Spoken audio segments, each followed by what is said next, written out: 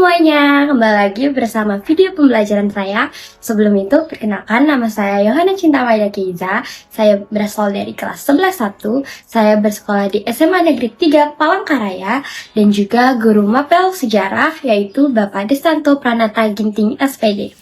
Saya akan memaparkan materi mengenai Indonesia pada masa pendudukan Jepang tahun 1942 sampai 1945. Pembahasan ini meliputi latar belakang, kedatangan Jepang, kemudian ada sistem pemerintahan militer dan juga sipil, kemudian ada organisasi bentukan Jepang, kemudian ada kebijakan ekonomi, romusa, dan budaya serta pendidikan. Tanpa berlama-lama lagi, kita masuk dalam sesi Yon Class.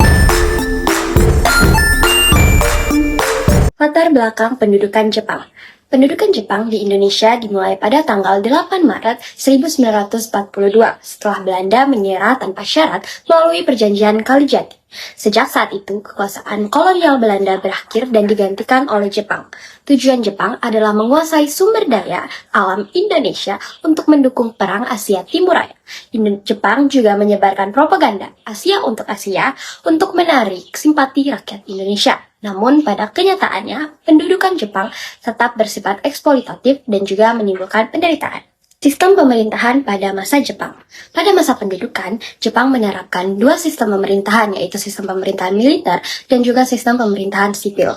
Yang pertama, sistem pemerintahan militer. Indonesia saat itu dibagi menjadi 3 wilayah kekuasaan militer. Yang pertama ada Jawa dan Madura di bawah Angkatan Darat ke-16, ada Sumatera di bawah Angkatan Darat ke-25, dan Indonesia bagian timur di bawah Angkatan Laut. Pemerintahan militer bersifat sentralistik dan juga disiplin, serta kebijakan diarahkan untuk kepentingan perang. Yang kedua ada pemerintahan sipil. Untuk menjalankan administrasi daerah, Jepang membentuk pemerintahan sipil dengan struktur Shu yaitu keresidenan, Ken yaitu kabupaten, Gun kewedanan, Son kecamatan, Ku desa atau kelurahan, Aza dusun, dan Gumi rukun tetangga. Beberapa tokoh di Indonesia dilibatkan dalam pemerintahan daerah, tapi kekuasaan tetap berada di tangan militer Jepang. Organisasi bentukan Jepang. Untuk menggerakkan dukungan dan juga tenaga rakyat, Jepang membentuk berbagai organisasi yang memiliki fungsi berbeda-beda. Yang pertama, organisasi propaganda dan sosial, yaitu Gerakan 3A bertujuan menanamkan kepercayaan bahwa Jepang adalah pelindung, cahaya, dan pemimpin Asia. Namun, gerakan ini kurang mendapati simpati rakyat. Kedua, ada Putera, Pusat Tenaga Rakyat, dipimpin oleh tokoh nasional seperti Soekarno dan Muhammad Hatta. Secara resmi bertujuan membantu Jepang, tetapi dimanfaatkan para pemimpin Indonesia untuk membangkitkan semangat nasionalisme. Kemudian ada Jawa Hokokai, dibentuk untuk menggantikan Putra. Organisasi ini lebih langsung berada di bawah penguasaan Jepang dan bertugas mengarahkan rakyat untuk kepentingan perang, seperti mengumpulkan hasil bumi dan juga dana. 2. Organisasi semi-militer. Organisasi ini bertujuan melatih kedisiplinan dan kesiapan rakyat dalam membantu pemerintah. Seinendan, untuk pemuda, Keiboda, pembantu polisi, Fujinkai, organisasi wanita, barisan pelopor, dan Hizubullah. Melalui organisasi ini, rakyat dilatih baris berbaris dan kedisiplinan militer. Yang ketiga, organisasi militer. PETA, Pembela Tanah Air, dibentuk untuk membantu pertahanan wilayah Indonesia. Banyak pemuda Indonesia memperoleh pelatihan militer dari organisasi ini. Kemudian ada Heiho, pasukan pembantu tentara Jepang yang langsung berada di bawah komando militer Jepang. Walaupun dibentuk untuk kepentingan Jepang, organisasi-organisasi ini justru memberi pengalaman organisasi dan militer bagi rakyat Indonesia yang kelak bermanfaat dalam perjuangan kemerdekaan. Kebijakan ekonomi. Jepang menerapkan sistem ekonomi perang. Setiap daerah diwajibkan memenuhi kebutuhannya sendiri melalui sistem autarki.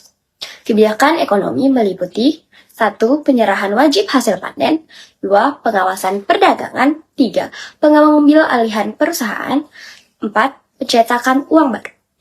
Akibatnya terjadi inflasi, kelangkaan bahan makanan, dan juga kemiskinan. Romusa adalah sistem kerja paksa yang diterapkan Jepang. Rakyat dipaksa membangun berbagai infrastruktur untuk kepentingan militer. Banyak romusa dikirim ke luar daerah, bahkan ke luar negeri. Kondisi kerja yang berat menyebabkan banyak korban. Pengendalian di bidang budaya. Jepang melakukan penjepangan dengan memasukkan budaya Jepang ke Indonesia. Bahasa Belanda dilarang, bahasa Indonesia digunakan di sekolah dan pemerintahan. Dibentuk Komisi Penyempurnaan Bahasa Indonesia 1943, Jepang juga mendirikan Keimin Bunka Shidoso untuk menggerakkan seni dan juga sastra agar mendukung perang. Pendidikan pada masa Jepang. Jepang mengubah sistem pendidikan menjadi bercorak militer. Bahasa Indonesia digunakan sebagai bahasa penganuan. Siswa diwajibkan mengikuti upacara, latihan fisik, dan kegiatan kerja bakti. Meskipun pendidikan dibatasi, penggunaan bahasa Indonesia semakin memperkuat persatuan bangsa. Analisis kritis terhadap pendudukan Jepang. Apabila dianalisis secara mendalam, pendudukan Jepang di Indonesia memiliki karakter yang berbeda dibandingkan dengan penjajahan Belanda. Secara politik, Jepang memberi ruang kepada tokoh-tokoh nasional Indonesia untuk terlibat dalam organisasi dan juga pemerintahan.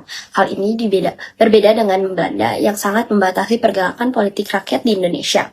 Namun keterlibatan tersebut bukan bertujuan memberi kemerdekaan, melainkan untuk memperkuat dukungan terhadap kepentingan perang pada Jepang. Secara sosial dan juga ekonomi, kebijakan Jepang justru lebih keras. Sistem ekonomi perang, kemudian penyerahan wajib hasil panen, serta kerja paksa robusta menyebabkan penderitaan besar bagi rakyat. Banyak rakyat mengalami kelaparan, kemiskinan, dan juga kehilangan anggota keluarga. Di sisi lain, secara tidak langsung Jepang justru memperkuat proses kemerdekaan Indonesia. Hal ini terlihat dari pertama diperbolehkannya penggunaan bahasa Indonesia secara luas, kemudian diberikannya pelatihan militer melalui PETA dan juga organisasi militer, kemudian dibentuknya Badan Persiapan Kemerdekaan menjelang kekalahan Jepang. Dengan demikian, dapat disimpulkan bahwa pendudukan Jepang merupakan masa yang penuh kontradiksi. Di satu sisi membawa penderitaan, tetapi di sisi lain membawa peluang bagi bangsa Indonesia untuk mempersiapkan diri menuju kemerdekaan. Sebagai kesimpulan akhir, masa pendudukan Jepang bukan hanya periode penindasan, tapi juga menjadi tahap penting dalam proses pembentukan kesadaran nasional dan kesiapan bangsa Indonesia untuk merdeka. Pengalaman organisasi, pemerintahan, dan juga militer yang diperoleh pada masa ini menjadi modal berharga dalam mempertahankan kemerdekaan setelah 17 Agustus 1945. Demikian sesi Yon Class telah berakhir. Demikian materi yang dapat saya sampaikan. Semoga materi ini dapat bermanfaat bagi kalian dan juga dapat kalian mengerti. See you pada pembelajaran Yon Class selanjutnya. Bye-bye!